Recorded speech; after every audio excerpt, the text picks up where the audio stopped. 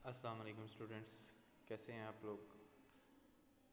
I hope पिछले lecture में आप लोगों को सब कुछ समझ आ गया होगा। आज हमारा टॉपिक है डेटा। डेटा से रिलेटेड हम बात करेंगे। जी आवाज़ आ रही है सबको। मुझे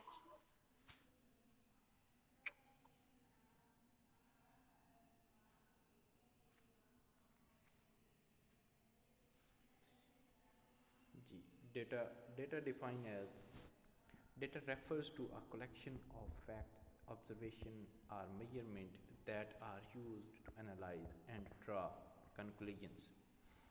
वो चीज़ जो हम किसी चीज़ के बारे में इकट्ठी करते हैं, जो हमारी ऑब्जर्वेशंस होती हैं, जो हम उसको देख रहे होते हैं, उसमें कौन कौन से फैक्ट्स हैं, उसको किस तरह से मेजर किया जा सकता है, या उसमें जो चीज़ें हम एनालाइज़ करते हैं और एनालाइज़ करने के बाद हम किसी कंक्लूजन पे पहुंचते हैं, तो उसे हम डेटा कहते हैं। डेटा में हमारे पास नंबर ऑफ़ वर्ड्स हो सकते हैं, मेजरमेंट्स हो सकती हैं, ऑब्जर्वेशंस हो सकती हैं, या फिर डिफरेंट वैल्यूएबल्स जो होती हैं, वैल्यूज़ होती हैं, वो वेरिएबल्स में डिफरेंट डिफरेंट वेरिएबल्स आ सकते हैं। Data serve as the foundation of statistical analysis. ये हमारे पास किसी भी चीज़ को मालूम करने के लिए स्टैटिस्टिकल एनालिसिस में उसकी बुनियाद जो है वो डेटा होता है। helping to the identifying pattern, relationship and trends, and allowing for prediction or conclusion to be made based on evidence। मसलन अगर हमारे पास किसी चीज़ से रिलेटेड डेटा होगा तो हम उसके बारे में कुछ एनालाइज कर सकते हैं। अगर हमारे पास उस चीज़ से रिलेटेड डेटा नहीं होगा तो उस पर हमारी कोई ऑब्ज़र्वेशन जो होगी वो किसी भी ऑब्ज़र्वेशन को आप एनालाइज नहीं कर सकते। मसलन आप एक चीज़ से रिलेटेड बात करें, एक डिज़ीज़ से रिलेटेड बात कर रहे हैं, तो अगर वो डिज़ीज़ से रिलेटेड पर्सनस होंगे तो आप उसका डाटा इकट्ठा कर सकते हैं। अगर वहाँ पे आपके पास नंबर ऑफ़ पेशेंट्स ही नहीं होंगे तो आप उनको कैसे एनालाइज करेंगे या कैसे उसको डिस्कस करेंगे, उस पर आप क्या ऑब्जर्वेशंस होंगी या फिर क्या आप कंक्लूजन्स निकालेंगे, क्या आपकी नंबर ऑफ़ वैल्यूज़ जो होंगी वो कितनी कैसे आएंगी। जब डाटा ही नहीं होगा तो वो सारी चीज़ें नहीं होंगी। इसलिए सबसे पहले डेटा बेस करता है कि हमारे पास जो है हम किसी भी चीज़ का स्टैटिस्टिकल एनालिसिस करने के लिए हमारे पास मेन चीज़ होती है डाटा। अगर डाटा होगा तो हम उसके बारे में सारी चीज़ें कर सकते हैं, कंक्लूजन कर सकते हैं, सारी उसमें असेसमेंट कर सकते हैं। अगर हमारे पास डेटा नहीं है तो हम ना ऑब्ज़र्व कर सकते हैं, ना कंक्लूड कर सकते हैं, ना हम उसमें किसी कंक्लूजन पर एनालाइज कर सकते हैं, और ना ही हम उसमें वेरिएबल्स को मालूम कर सकते हैं। ठीक है जी। टाइप्स नेक्स्ट है जी हमारे पास types of data. Types of data हमारे पास हैं जी quantitative and qualitative. Qualitative data जो होता है वो कैटेगोरिकली होता है। क्वांटिटेटिव न्यूमेरिकल डाटा होता है बेसिकली। आप हम मैट्रिक से पढ़ते आ रहे हैं कि क्वांटिटेटिव न्यूमेरिकल डाटा होता है basically. This type of data represents numerical values that can be measured and analysed mathematically. यानी कि वो चीज़ें जिनको हम नंबर्स में कंसीडर कर सकते हैं, मसलन हाइट, वेट, टेम्परेचर, ये नंबर में आ रहे हैं ना। हाइट कितनी है नंबरिंग में लिखी हुई होती है, वेट कितना है नंबरिंग में लिखी हुई है, टेम्परेचर कितना है ये भी नंबरिंग में लिखा हुआ है। तो वो डाटा जो हम किसी न्यूमेरिकल वैल्यू में लिख सकें उसे हम मेजर करें या उसे एनालाइज करें मैथमेटिकली, तो उसे हम क्वांटिटेटिव डाटा कहते हैं। क्वालिटेटिव डाटा की अगर हम बात करें तो क्वालिटेटिव किसी भी चीज़ की क्वालिटी के बारे में हम बात कर रहे हैं। क्वालिटी मसलन this type of data describes categorize or groups, for example gender, color, type of the product. ठीक है, ये हमारे पास क्वालिटी बता रही है। मसलन जेंडर आप नंबर में तो नहीं लिख सकते ना कि बंदा है या औरत है, नंबर में तो नहीं लिखा जा सकता। जेंडर आप मेल या फीमेल करेंगे। कलर आप वाइट, ब्राउन, ग्रे, रेड, ये नंबर में नहीं लिख सकते। ये हमारे पास इसलिए ये इसकी क्वालिटी होगी। टाइप्स ऑफ प्रोडक्ट, हमारे पास टाइप्स ऑफ प्रोडक्ट, आपके पास चेयर्स हैं, आपके पास डिजीज़ हैं, आपके पास इंस्ट्रूमेंट्स हैं। आप अगर लैब के हवाले से बात करें तो लैब में आपके पास बहुत सारी जो चीज़ें पड़ी होंगी वो डिफरेंट डिफरेंट चीज़ें हैं, वो नंबर में तो नहीं है ना, वो तो डिफरेंट डिफरेंट प्रोडक्ट्स हैं। मसलन अगर हम एनाटमी की बात करते हैं, क्योंकि मैं एनाटमी से रिलेटेड पर्सन हूँ, तो एनाटमी की बात करते हैं तो एनाटमी लैब में आपको बोन्स पड़ी हुई नज़र आएंगी, आपको स्केलेटन पड़े हुए नज़र आएंगे, आपको जॉइंट्स नज़र आएंगे, आपको जो है उसके अलावा आपके पास डिफरेंट स्ट्रक्चर्स पड़े होंगे, स्कल के, आई के, लंग्स के, कार्डियक के, उसके अलावा आपके पास डिफरेंट डिफरेंट चार्टिंग हुई होगी। तो ये सारी चीज़ें हमारे पास वैसे पड़ी हैं। तो ये आपके पास क्वालिटी है, क्वांटिटी नहीं है।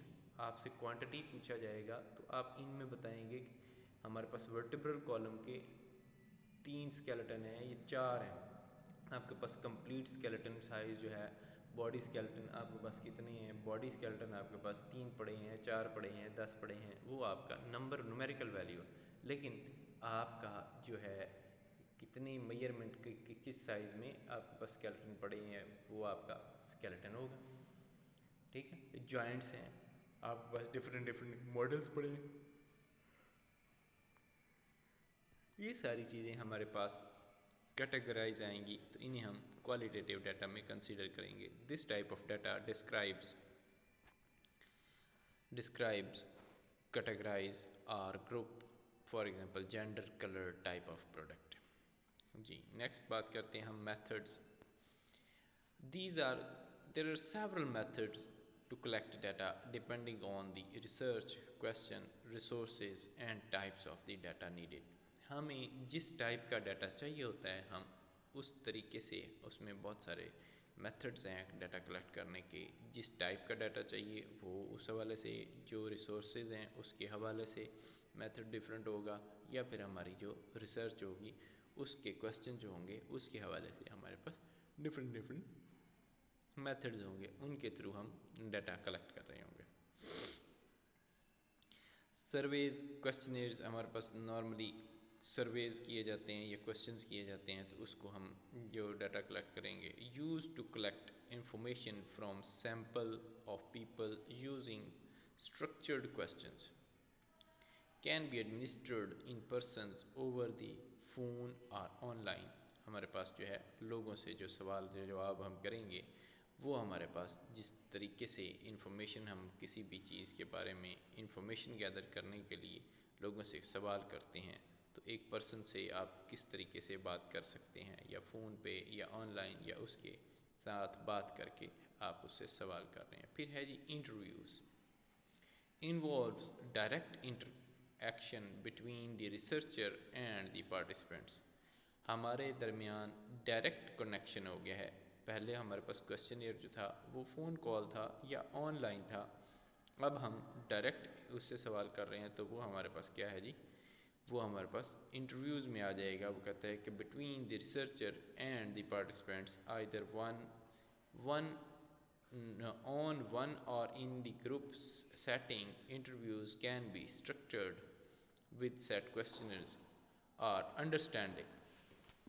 ठीक है, तो ये हमारे पास इस हवाले से ओपन एंडेड क्वेश्चन होंगे, उसके बारे में हम बात कर सकते हैं, या फिर हम बात कर सकते हैं जो हमारे पास सवाल आएगा, जिस तरीके से हम उससे बात पूछेंगे, क्वेश्चन पूछेंगे, वो उसे फ़ोन कॉल इंटरव्यू के हवाले से पहले जो हमने बात की, ये कुछ हमारे पास तरीक़ाकार होंगे क्वेश्चन करने के।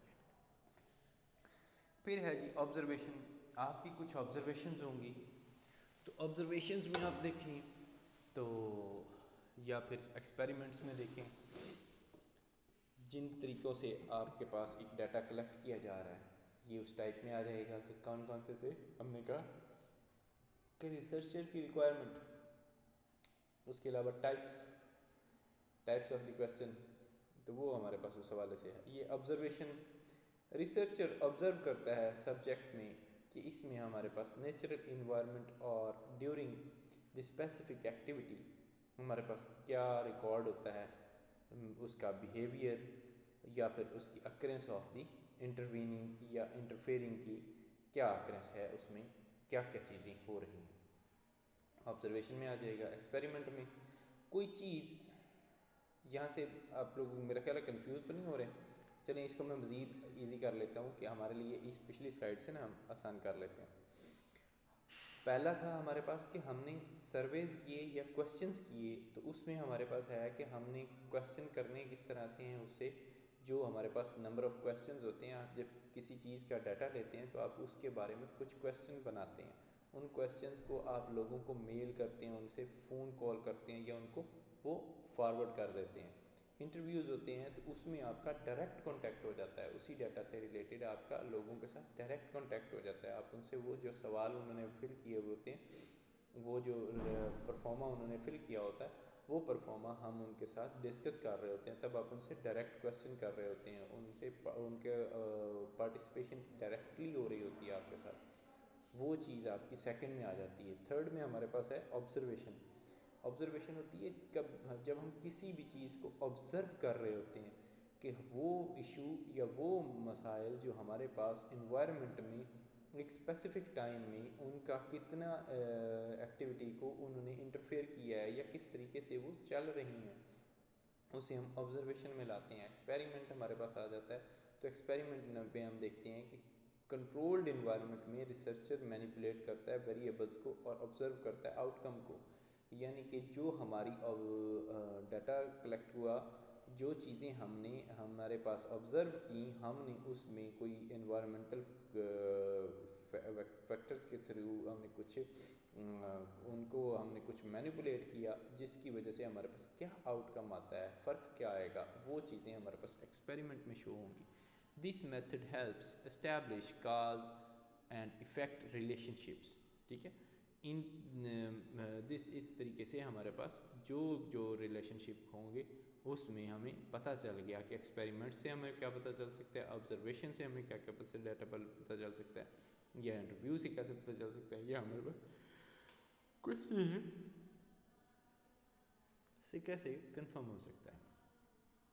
फोकस ग्रुप, अगर आप फोकस ग्रुप की बात करते हैं, मसलन एक स्पेसिफिक चीज़, एक स्पेसिफिक डिज़ीज़ या एक स्पेसिफिक कंसर्न किसी एक एरिया में, स्पेसिफिक एरिया में या किसी एक स्पेसिफिक जगह से रिलेटेड हमारे पास हो, तो उसे हम कहेंगे focus group. A group of people is selected to discuss particular topics allowing researchers to gather qualitative insight and opinions in the group setting। ठीक है, उसको हम फोकस ग्रुप कहेंगे। केस स्टडीज़ होता है detailed examination of a single individual. आपने हर एक बंदे की, सिंगल इंडिविजुअल की या ग्रुप की या किसी इवेंट की डिटेल एग्जामिनेशन की और उसके आपने डाटा कलेक्ट कर रहे हैं। This is often used in the qualitative research to gain a deep understanding of a subject is called case studies हवाले से हम इसमें देखते हैं। एग्जिस्टिंग डाटा होता है सेकेंडरी डाटा, यानी कि जिस डाटा को हम कलेक्ट कर रहे हैं वो डाटा ऑलरेडी भी अवेलेबल है। Researchers are previously collected data, जो उन्होंने प्रीवियसली कलेक्ट किया हुआ है from other studies, governmental reports, diabetes. This method saves time and resources, इसमें हमारे पास टाइम और रिसोर्सेज बच जाते हैं।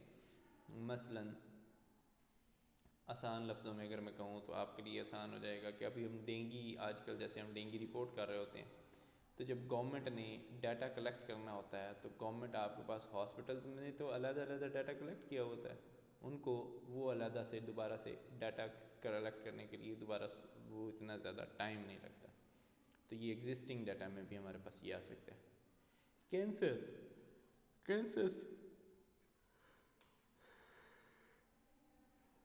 a comprehensive method that attempt to collect data from every individual in population rather than a sample।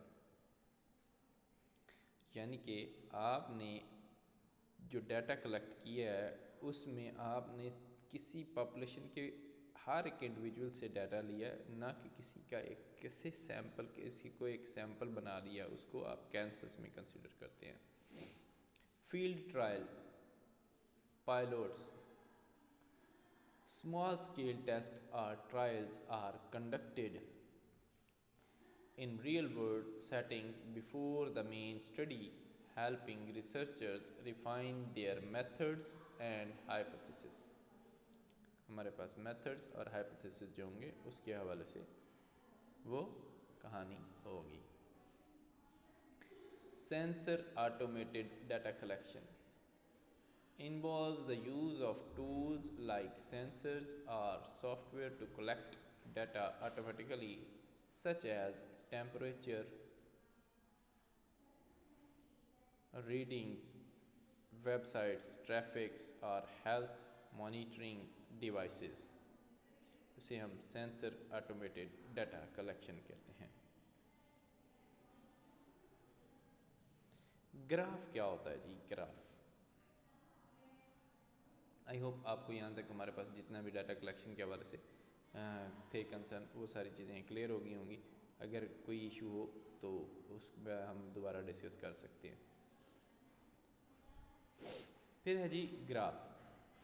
Graphical representation is a form of visually displaying data through various methods like graph, diagrams, charts and plots। हमारे पास किसी भी data को हम graphical शक्ल में जब mention करते हैं तो उसे डायग्राम, चार्ट या फिर प्लॉट्स के हवाले से मेंशन कर देते हैं। It helps in sorting, visualizing and representing data in a clear manner through different types of graph। कौन कौन से हमारे पास different types of the graph होते हैं? Statistic mainly use graphical representation to show data।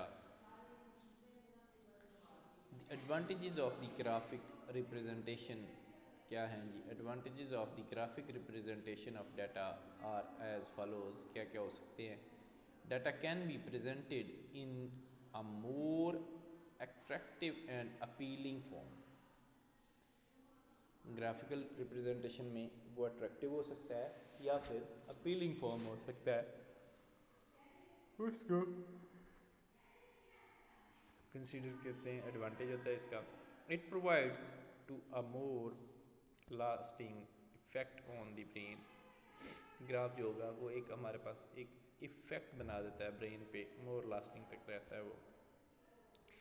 Comparative analysis and interpretation में B effectively and easily made. वो हमारे पास easily उसको कर बना लेते हैं जो हमारे पास होती है comparative. Various valuables statistic like median, mode, quantities में बी ईजीली कंप्यूटेड। तो ये हमारे पास जो है उसका कंपैरेटिवली एनालिसिस करना, हमारे पास इंटरप्रिटेट करना डाटा को, वो थोड़ा आसान हो जाता है। हमारे पास डाटा जो आता है वो अट्रैक्टिव हो जाता है। उसमें वेरियस वैल्यूएबल जो होती हैं स्टैटिस्टिक, उसमें मीडियन, मोड और क्वालिटीज़ जो होती हैं वो इजीली कंप्यूट कर सकते हैं। उसके अलावा रिप्रेजेंट करते हैं हम इसको, हेल्प करते हैं proper estimation, evaluation and interpretation of the characteristic of items and the individuals. हमने जिस चीज़ का डाटा लिया है उसको हम प्रेजेंट करने में हमारे पास जो ग्राफ होता है वो ग्राफ ज़्यादा इजीली उसको हमारे पास एस्टिमेट करने में या इवेलुएट करने में या इंटरप्रेट करने में हमारे पास उसका हेल्पफुल हो जाता है। ग्राफिकल रिप्रेजेंटेशन हेल्प करती है हमारे पास forecasting as it indicates the trend of the data in the past. उसका भी बताती है हमें, ये भी इसका एडवांटेज है। बार ग्राफ क्या होता है जी? Bar graph is a pictorial representation of the numerical data with rectangular bars। हमारे पास रेक्टेंगुलर बार्स के हवाले से हम बात करते हैं तो वो डाटा जो हमारे पास रिप्रेजेंट किया जाता है न्यूमेरिकल डाटा के हवाले से उसे हम रेक्टेंगुलर बार्स में करते हैं। The graph usually compress different categories. Graph जो होता है, although the graph can be plotted vertically or horizontally, the most usual type of the graph is vertical। हमारे पास ग्राफ को हॉरिजेंटली या फिर वर्टिकली उसको हम प्लॉट करते हैं तो उसमें हमारे पास क्या होता है कि वो डाटा हमारे पास मोस्टली जो बार ग्राफ होता है उसका हम जो डाटा होता है उसे हम वर्टिकली रिप्रेजेंट करते हैं। In the construction of both these forms, the height or length of the bar indicates on a suitable scale the corresponding value of the numerical data. The width of the bar is not governed by any set rules regarding the space between the two bars. It is conventional to have space about one half and the width of the bar. Bar graph जो होता है वो कहता है जी, bar graph को हम जिस तरह से कंसिडर करते हैं वो कहता है जी, बार ग्राफ हमारे पास वैसे तो वो डाटा जिसको हम न्यूमेरिकल डाटा के थ्रू रिप्रेजेंट कर सकते हैं, वो उसे हम बार ग्राफ कहते हैं। इसमें हमारे पास दो तरीक़ेकार होते हैं, वर्टिकल और हॉरिजॉन्टल। लेकिन बार ग्राफ जो होता है मोस्टली हमारे पास वर्टिकल तरीके से ही हम उसे प्रेजेंट करते हैं। इसमें हमारे पास क्या होता है जी कि हमारे पास जो दोनों के कंस्ट्रक्शन के बोथ ऑफ देम जो फॉर्म बनते हैं, वो हाइट और लेंथ जो होती है बार की, वो हमारे पास सूटेबल स्केल को रिप्रेजेंट कर रहे होते हैं कि हम इस तरीके से डाटा को न्यूमेरिकल वैल्यू को हाइट और विड्थ के हवाले से, लेंथ के हवाले से हम मेंशन कर सकते हैं। विड्थ जो होती है बार की, वो हमारे पास एक सेट रूल है, वो बताता है कि हमारे पास स्पेस बिटवीन दो टू बार्स हमारे पास क्या होती है, वो एक सेट पॉइंट होता है कि हमारे पास कितना डाटा एक हाफ से और दूसरा विड्थ ऑफ द बार कितनी उसकी बनती है। मसलन हम अब अगले पेज पे बात करेंगे कि इंटरप्रिटेशन हम इसको कैसे करेंगे ग्राफ को। Interpretation of the bar graph, the first step of the reading of a bar graph is to know the title. पहले आपने उसका टाइटल देखना है, which is usually at the top, के ऊपर लिखा हुआ होगा। The title of the graph provides a general overview to the readers to what is being measured and compared. Title देखने से हमें एक आइडिया हो जाएगा कि हम क्या मेजर कर रहे हैं या क्या हम कंपेयर करने वाले हैं। Next, read the labels with and written just below the axis and adjacent to the axis. अगला काम क्या है जी कि रीड करें आप उस लेबल को जो आपने which is written below the axis, जो एक्सिस पर हमारे पास मेंशन किया हुआ है, या फिर एडजेसेंट टू द एक्सिस, या फिर हमारे एक्सिस के अगेंस्ट जो मेंशन किया हुआ। After knowing what the bar graph represent, जब आपको पता चल गया उसके बाद आप देखें बार ग्राफ क्या रिप्रेजेंट कर रहा है। रीड द स्केल, अब आप स्केल को देखें, which is the set of the number along the left side of the graph. अब उन नंबर्स को देखें जो हमारे पास बार ग्राफ में लेफ्ट साइड पर हैं। These helps to see the precise value in the given data, इससे हमें प्रिसाइज वैल्यू मिल जाएगी जो हमारे पास गिवन डाटा है। आई होप यहाँ तक आप लोगों को समझ आ गई होगी कि हमने सबसे पहले बार ग्राफ जो हमारे पास है उसमें हमने डाटा को रीड करना है, तो हमने उसका टाइटल पढ़ना है, वो हमारे पास टॉप पे लिखा होगा। फिर उसके बाद उसके एक्सिस पे देखें तो आपके एक्सिस पे आपको या उसके एक्सिस के बिलो या उसके एक्सिस के एडजेसेंट आपके पास मेंशन होगा, लेवल किया होगा। फिर आपने उसमें स्केल देखना है जो आपको बताएगा कि हमारे पास along with the left side of the graph चल रहा होता है। उससे हमें पता चलेगा कि ग्राफ के में हमारे पास कौन से नंबर्स किस चीज़ को शो कर रहे हैं। ये देखें, जैसे कि हमारे पास ये है, सबसे पहले हम देखेंगे arrange monthly, average monthly rainfall May October 2020 अगर हम देखते हैं तो अब हमारे पास पता चल गया कि हम क्या देखना चाह रहे हैं। टॉप ऑफ द हमने ग्राफ देख लिया, फिर उसके बाद हमने इसके एडजस्टेड या एक्स एक्सिस पे आप देखें तो आपको नज़र आ रहा होगा इसके एक्स एक्सिस पे और वाई एक्सिस पे आपको ये दोनों जगहों पे ये नज़र आ रहा है एवरेज पार्टिसिपेंट्स स्पेशन मई, जून, जुलाई, अगस्त, सितंबर, अक्टूबर, ठीक है। उसके बाद अब आपको इसके लेफ़्ट पे नज़र आ रहा होगा नंबर्स, ये आप देखें तो इसमें 20, 40, 60, 80 ये इसमें हमारे पास ये ग्राफ बना हुआ है। तो ये मंथ्स को दिखा रहा है कि मई में हमारे पास 20% हुई, जून में हमारे पास 80 तक गई, जुलाई में हमारे पास 150 तक गई है बारिश, फिर अगस्त में हमारे पास जो है वो 160 से थोड़ी कम हुई है, फिर सितंबर में हमारे पास 120 पर आई है, अक्टूबर में हमारे पास 20 तक गई है। ठीक, तो इस तरीके से हम किसी भी डाटा को बार ग्राफ के थ्रू हम मेंशन कर सकते हैं या स्टडी कर सकते हैं।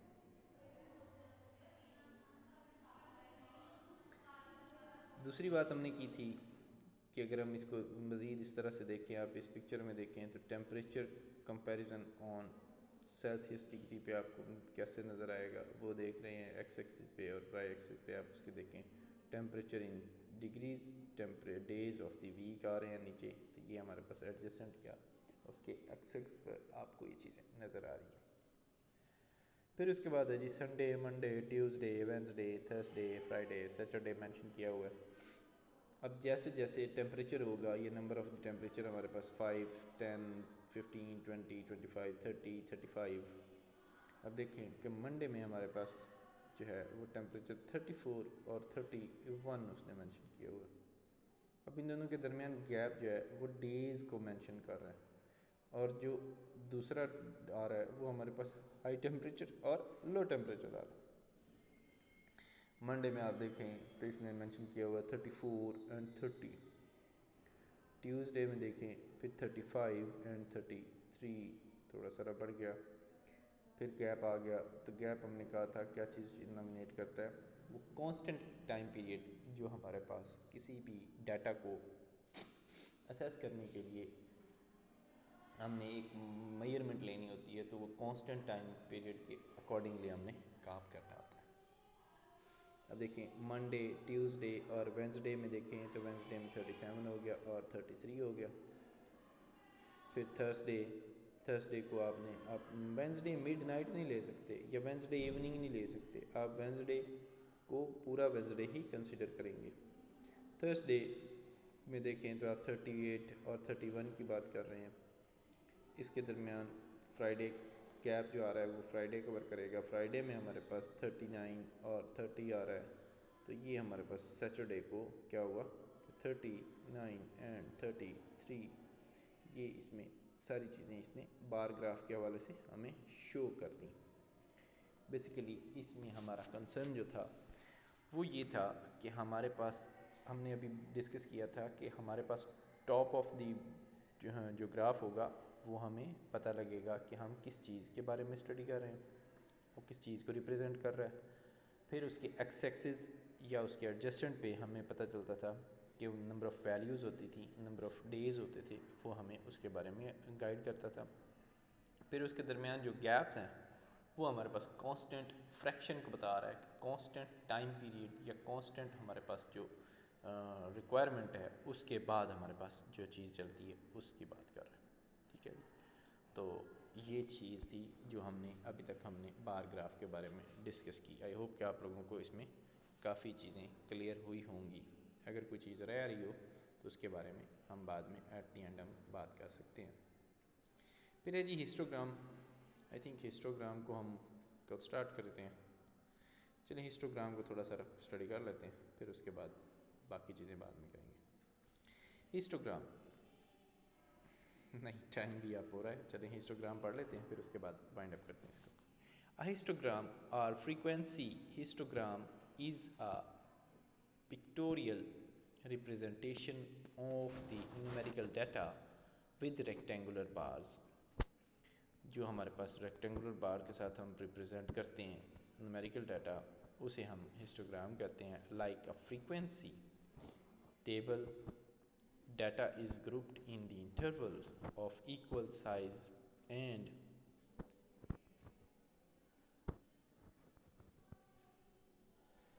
that do not develop like a bar graph. Height of each bar despite the frequency of the data values. A histogram differs from the bar graph in the vertical column and are drawn with no space in between them। Basically वो यहाँ पे ये कहना चाह रहा है कि histogram हमारे पास बार ग्राफ से थोड़ा सा डिफरेंट है। ये बार ग्राफ की तरह बिल्कुल भी नहीं है। इसमें हमारे पास फ्रीक्वेंसी और डाटा की वैल्यूज़ जो हैं वो हम उसकी जो है वो थोड़ी डिफरेंट हम मेंशन करते हैं। इसमें हमारे पास क्या होता है कि ये हमारे पास जो बार ग्राफ है इन ये वर्टिकल कॉलम के हवाले से हम चला रहे होते हैं। इसमें स्पेस जो होती है इसके दरमियान उसको उस तरीके से हम कंसीडर नहीं करते। ठीक है जी। इसका आपको पिक्चर आपको नेक्स्ट स्लाइड में देखें तो आपके पास एक शो हो रही होगी, मैं हमारे पास कॉलम शो हो रही हैं। इसमें आप देखिए स्पेस नहीं है, गैप नहीं है, कांस्टेंट टाइम पीरियड नहीं आ रहा। खैर लेक्चर हमारा ओवर हो रहा है, टाइम हमारा ख़त्म हो रहा है, तो बाकी की चीज़ें इसके बारे में हम कल डिस्कस करेंगे। आज हम इसको यहीं पे वाइंड अप करते हैं। ठीक है जी। किसी का कोई क्वेश्चन है तो